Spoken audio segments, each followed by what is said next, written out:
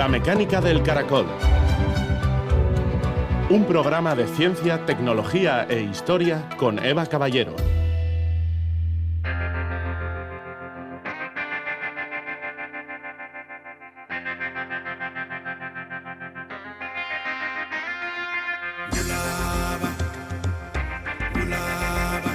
Sin bibliotecas, ¿qué tenemos?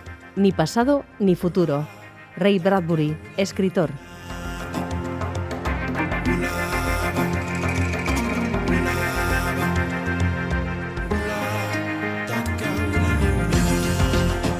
Gabón, estos dos últimos días se ha celebrado en Bilbao un simposium dedicado al Fuero Nuevo de Vizcaya, la formulación por escrito de sus libertades, usos y costumbres, hecho del que se cumplen 500 años. La historiadora Rosa Ayerbe explicará cómo surge este fuero nuevo y algunas de sus particularidades, como la existencia de unas juntas generales, municipios que nombraban a sus propias autoridades, la libertad de comercio. Ayerbe destaca además la troncalidad, que las casas familiares y los bienes no salieran de la línea familiar, algo que se conseguía a través del mayorazgo. Otros asuntos que abordaremos: la pintura rupestre más antigua del mundo está en una isla de Indonesia y tiene 67.800 años. Y un estudio dirigido por personal de CIC Biogune ha descubierto que la biología de la vitamina B1 está conectada con la motilidad intestinal, un proceso cuya regulación no se conoce del todo bien. Y por último hablaremos también con Egoitz Echeveste de Eluyar, que nos contará cómo una historia de amor hizo posible el diseño de los primeros guantes quirúrgicos de la historia. Comenzamos.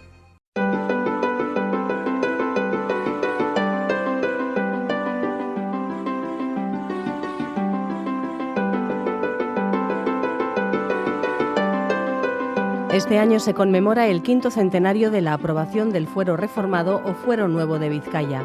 Este texto jurídico fundamental en nuestra historia reconoció un extenso y original sistema de libertades colectivas e individuales fundadas en la igualdad de todos los vizcaínos y las vizcaínas, considerados hidalgos. Un fuero que además legitimó la autonomía del señorío mediante el juramento recíproco de lealtad con el rey castellano.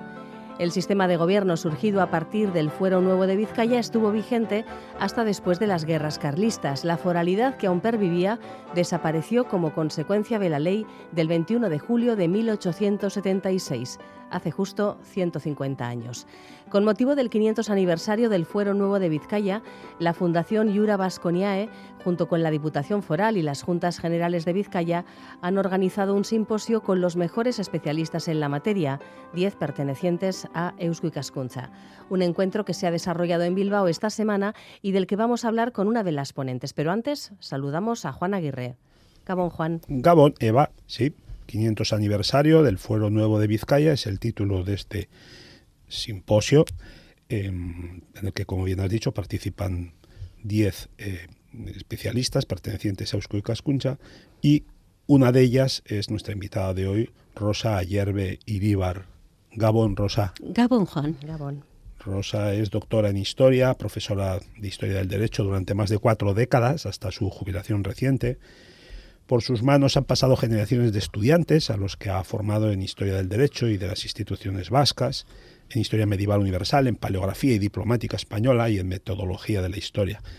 En paralelo a su labor docente, Rosa investiga sobre temas histórico-jurídicos vascos, y en este sentido son reseñables sus aportaciones al conocimiento del derecho foral guipuzcoano y sus juntas forales, lo que ha fructificado en la edición de 43 volúmenes, con las actas de las juntas y diputaciones de Guipúzcoa de los siglos XVI al XVIII. Además de estudios sobre heráldica institucional, otra de sus especialidades, por la que fue reconocida como Premio Nacional de Heráldica en 2008. Bueno, su bibliografía como autora es enorme, supera los 40 libros, a los que hay que sumar cantidad ingente de artículos, colaboraciones, ediciones, y claro, no puedo dejar de señalar que desde el año 2006 es directora de la colección Fuentes Documentales Medievales del País Vasco en el seno de Eusko Ikaskuntza, de la que es socia desde su reinstauración. Y bueno, Rosa Ayerbe forma parte del comité científico del simposio sobre el Fuero Nuevo o Reformado de Vizcaya de 1526, además de, como has dicho, Eva, participar como ponente en este evento que se ha celebrado ayer y hoy.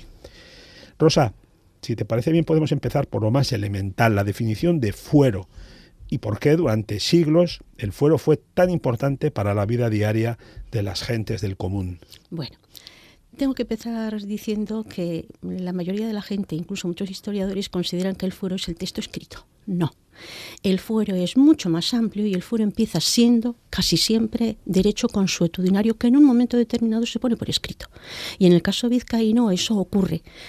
Vizcaya, como Guipúzcoa y los territorios, otros territorios, ¿verdad? Incluso Castilla, tienen derechos forales que van poniendo por escrito o van perdiendo.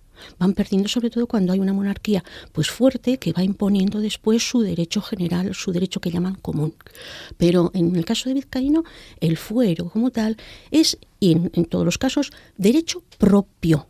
Eso es lo que identifica a una comunidad de otra, que pueden ser el derecho consuetudinario, los usos, los privilegios, las ordenanzas confirmadas por el rey, todo un cúmulo de normativas que se va generando y rige en un momento determinado una comunidad, que se puede poner por escrito o no se puede poner por escrito, pero funciona. Y fueros y costumbres, se suele decir. ¿Por qué? Claro, bueno, porque el fuero es mucho más amplio. Se suele decir usos, costumbres, fueros, privilegios, ordenanzas, etcétera, etcétera, etcétera. Porque el fuero es todo ello, todo ello. Las costumbres generalmente surgen de los usos. Que el uso se va haciendo de forma inconsciente y en un momento determinado la sociedad dice, no, vamos a regularnos así. Y el que no se regula así, pues tiene una pena. Entonces ya eso se convierte ya en derecho, es el derecho consuetudinario. Si se pone por escrito, ya conforma un derecho escrito. Y los textos forales son textos de derecho consuetudinario normalmente, o derecho nuevo que se ha incorporado, escrito. ¿Y por qué en una de las ponencias se habla de orígenes míticos de los fueros de Vizcaya? Sí, más que orígenes míticos es lo que es el sistema de organización del pueblo vizcaíno, porque es distinto al guipuzcoano o al alavés, sobre todo en cuanto a la constitución de las juntas, que es la institución fundamental de organización y de gobierno del señorío. Entonces, el origen, me toca a mí además expresar lo que es las juntas vizcaínas. El origen de las juntas, en el caso vizcaíno, es de tiempo inmemorial, no consta explícitamente cuando se constituye como tal institución que va a empezar a gobernar, a legislar, etcétera, etcétera, etcétera. Mientras que nosotros, Guipúzcoa y Álava, el origen de nuestra legislación, digamos, aparte de los usos y costumbres, pero la legislación escrita es, y nuestras juntas, fruto de una organización que es la hermandad. Esa es la diferencia. De modo que en el caso vizcaíno se pierde la noche de los tiempos, que se suele decir. Y falta esa documentación alto medieval donde pueden verse, atisbarse, pues algunos elementos que te permiten decir, bueno, pues ahora parece que están unidos, parece que puede haber una junta, pero no hay un momento clave en el cual puedas decir, ahora es cuando se constituye por los vizcaínos las juntas con los cuales se va a regir hasta 1877. Después del 76, al año siguiente, suprimen las juntas. ¿Cuáles eran las particularidades de los fueros vascos con respecto a fueros de otros territorios de la monarquía castellana? Bueno, cada territorio hace su propio derecho. Y en el caso de los vizcaínos, como los guipuzcoanos o los alaveses, pues tienen los propios. Lo que pasa es que en el resto de los reinos que conforman la monarquía hispánica se van perdiendo. Entonces se rigen todos por lo común, por el derecho general del rey. Mientras que nuestros territorios, gracias a nuestras juntas, logramos mantener esos derechos variando, es decir, no son algo estancos, sino que vamos acomodando nuestra forma de ser, nuestras necesidades al derecho y vamos creando derecho nuevo. Tenemos esa facultad gracias a nuestras juntas, que es en realidad la voluntad del pueblo en general que aprueba esos cambios. Entonces, ¿qué diferencias hay? Pues tiene sus peculiaridades, concretamente. En nuestro caso, nuestro derecho, desde el punto de vista institucional, pues tenemos unas juntas.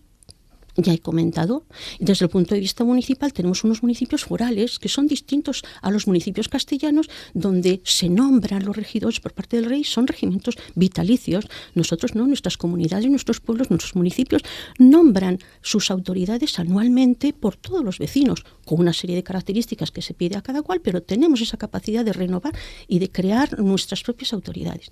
Desde el punto de vista económico tenemos una libertad de comercio, es decir, no tenemos aduanas en las fronteras, sino que tenemos aduanas interiores porque es tierra franca, es decir, traemos nuestros productos para consumir dentro sin pagar derechos reales, pero en el momento que queramos llevarlos a Castilla para hacer negocio con ellos tendremos que pagar en las aduanas interiores. Y en Vizcaya en concreto, pues en Balmaseda y en Orduña, donde estaban las dos grandes aduanas. Tenemos una forma de organización militar especial que tenemos nuestra obligación de defender con nuestra propia gente que se levanta padre por hijo, pues las fronteras y evitar que el enemigo vaya al interior. Entonces, como estamos dando siempre lo mejor de nosotros desde el punto de vista humano y económico en defensa del rey, pues podemos, y el rey nos permite mantener esta forma de organización. Que el rey nos pide hombres para su ejército, pues le podemos dar, y entonces el rey tiene que hacerse cargo de esos gastos, ¿verdad? Pero en principio, bueno, nosotros como tal no tenemos obligación de defender más que nuestro territorio respectivo con nuestros propios medios. Y así todo. Y luego lo que se llama la exención fiscal, no. Nosotros pagamos unos ciertos impuestos que son generales, como la alcabala, le pagamos al rey, pero bueno, tenemos al soportar nosotros todos estas cargas, no tenemos, sobre todo no pagamos unos impuestos que son aprobados por las Cortes, porque siempre decimos que las Cortes no estamos ahí representados en las Cortes, hasta el siglo XIX no vamos a estar, estuvimos en la época bajo medieval, pero luego ya no, que son los millones. Entonces, esos impuestos no pagamos, pero el resto nosotros pagamos y pagamos donativos graciosos y voluntarios al rey cuando él nos pide. A este respecto, Rosa, hay un aspecto que tú has incidido en algunos de tus trabajos respecto a la diversidad territorial vasca, la conciencia de que cada territorio del país posee una idiosincrasia, unas particularidades propias que tú siempre has querido destacar, ¿no? Entonces, ¿esto en qué medida es consecuencia de esto que nos estás hablando, estas peculiaridades forales? Bueno, la peculiaridad foral no crea unos territorios diferentes, es decir, es el territorio el que crea el derecho diferente.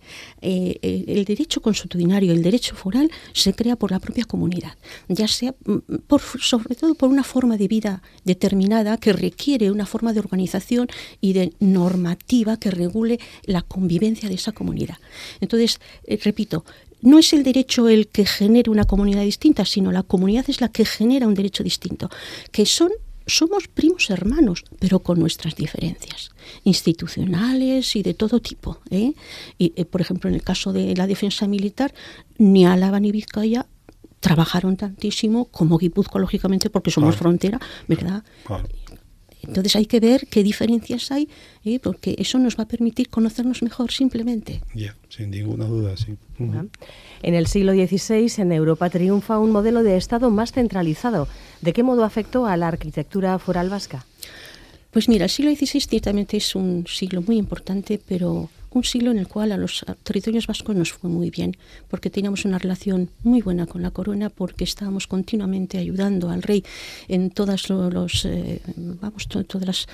trabajos y todos los afanes, ¿verdad?, que tenía por mantener ese gobierno, ese imperio, ese dominio y ahí no nos afectó apenas a nosotros internamente lo que es nuestra propia estructura foral, nuestra organización.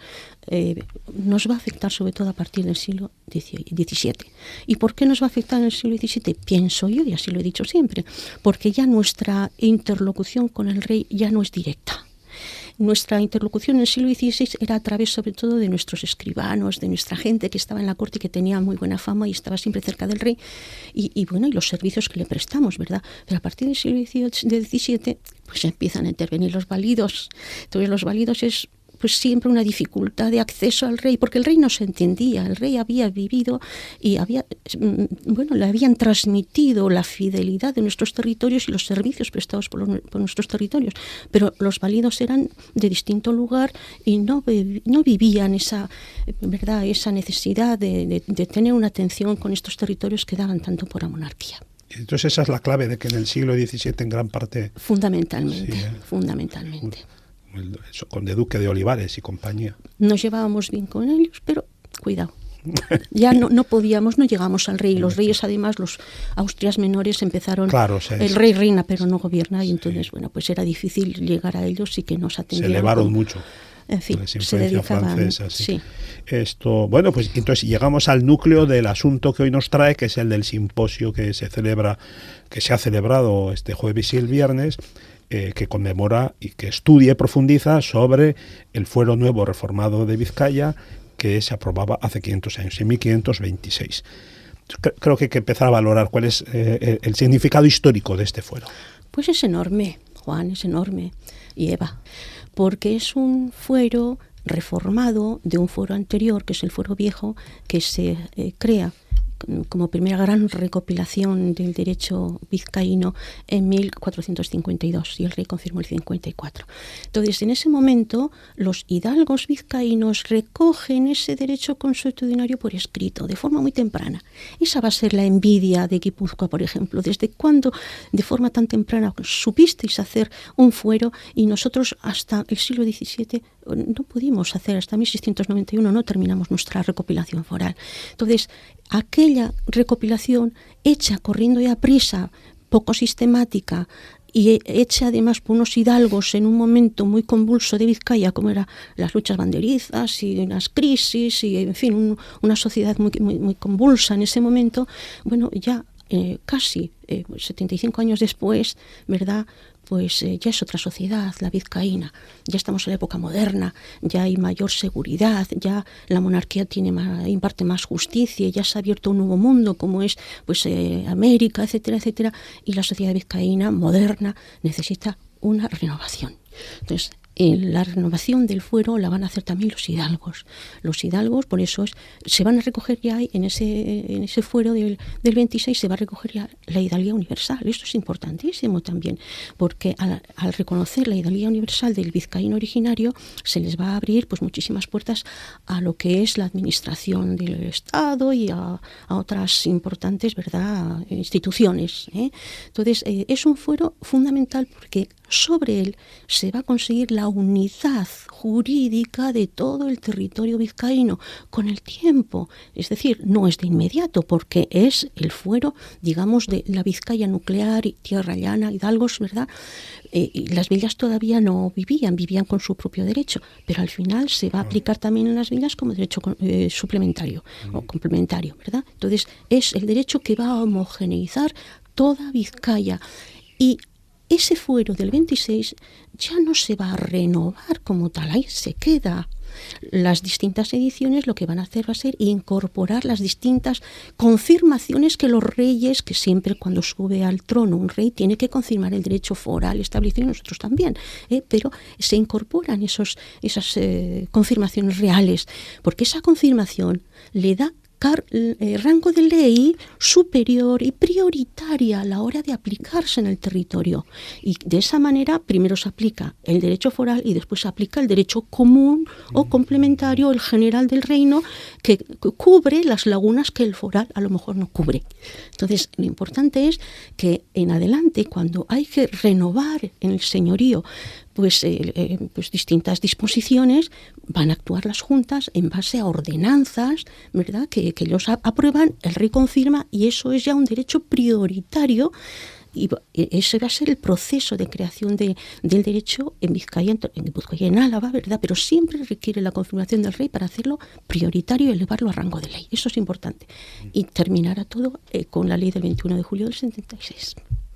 El régimen basado en el Fuero Nuevo ha sido considerado como un hito en la historia de las libertades en el Estado y en Europa, pero también es cierto que el Fuero de 1526 era segregacionista y prohibía la residencia en Vizcaya de personas con antecedentes judíos o moros, lo que dio pie a mandatos de expulsión de familias y de comunidades enteras.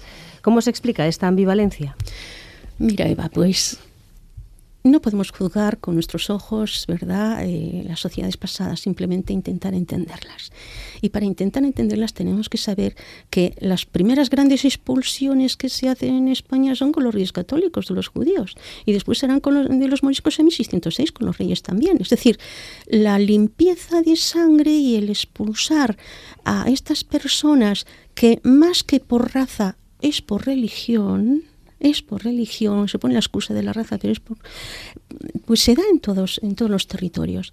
En nuestro caso, claro, en Vizcaya, además, cuando se aprueba la hidalguía universal, lo que se pretende es que se mantenga ese concepto de hidalguía universal que abre las puertas a los vizcaínos, porque el fuero del 26 está hecho por y para los vizcaínos. Entonces, lo que no pueden permitir es que vengan judíos, moros, en Guipúzcoa gotes, luego vienen los gitanos, luego vendrán los esclavos negros, mulatos, etcétera. Ese abanico de gente que no se quiere en el territorio se va a ir ampliando con el tiempo, es simplemente para mantener esa pureza de sangre, esa limpieza de sangre. Por eso se hacen las hidalguías, las pruebas de hidalguías, cuando uno no puede demostrar que sobre todo empieza por la línea paterna, luego se extenderá a la materna, pero que, bueno, pues no hay sangre de judío, moro, etcétera, etcétera. Es fundamental para mantener ese estatus que se le ha reconocido en el mismo fuero. Entonces, no nos llame la atención porque se hace en todas partes. Aquí se pone por escrito, pero se hace en todas partes. Rosa, yo tengo entendido que en Balmaseda, después de los acontecimientos de Balmaseda, del señorío de Vizcaya se expulsó a todos los judíos, se hizo una orden de expulsión de todos los judíos 7 años antes de la expulsión de los reyes católicos. Sí, posiblemente. O sea, no fueron los reyes católicos los primeros. No, pero quiero decir que había una mentalidad ya entonces sí. Hay que entender, uno primero es el que toma una decisión, pero estas expulsiones, y bueno, ¿a dónde fueron los moriscos cuando se fueron expulsados también? Pues a Aragón, y de Aragón luego vino otra expulsión y por Europa. ¿A dónde fueron los judíos? Pues se desparramaron por todas partes y sobre todo al norte de África. Bueno, un movimiento de gente ha habido siempre. Yo sospecho que también había intereses económicos. Muchas veces los judíos eran, se ve en el caso de Balmaseda, sí. El comercio tenía un dominio sobre el comercio tremendo, sí. Y expulsar a los judíos para algunos sería un buen negocio. Sí, no te digo que no. Y también eran muy buenos médicos. Exacto, cuidado. Muy buenos médicos. Los médicos del rey muchas veces eran judíos. Sí. Hay que reconocer el valor de las personas. Es así, que como sucedió en Vitoria, que se expulsó a todos los judíos, salvo al médico municipal, porque claro, alguien tenía que ocuparse. Claro. Pero de alguna manera ese caiga la sangre sobre nosotros que ponen los evangelios, pues dejó marcados a esta gente, ¿verdad? Y bueno, pues no fueron nunca bien vistos, y menos en época de crisis. Deicidas, que se decía entonces. Eso, ¿no? Claro.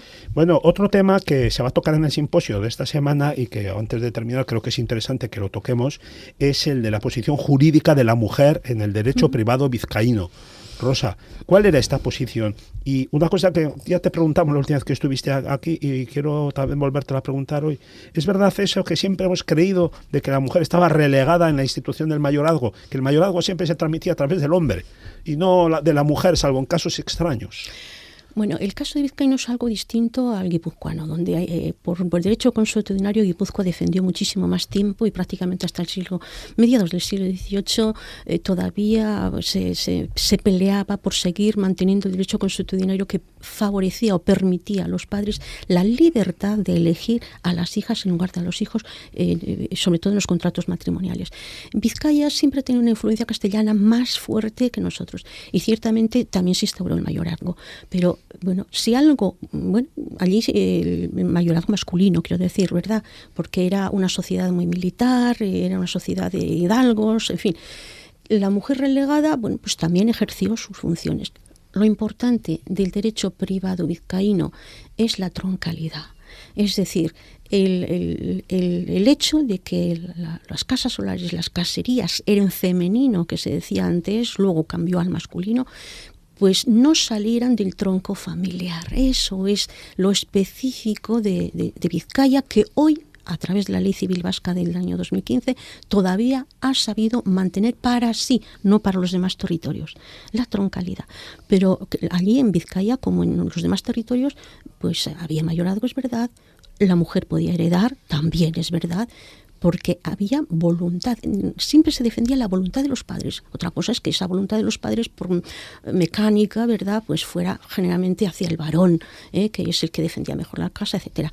La diferencia de Vizcaya con respecto a Guipúzcoa, por ejemplo, es que los padres daban todo a los hijos menos un poquito de tierra y unos dineritos poquitos que podían dar a los demás y tenían que buscarse la vida. Aquí no, aquí teníamos unas legítimas que mínimamente teníamos que dar a los segundones.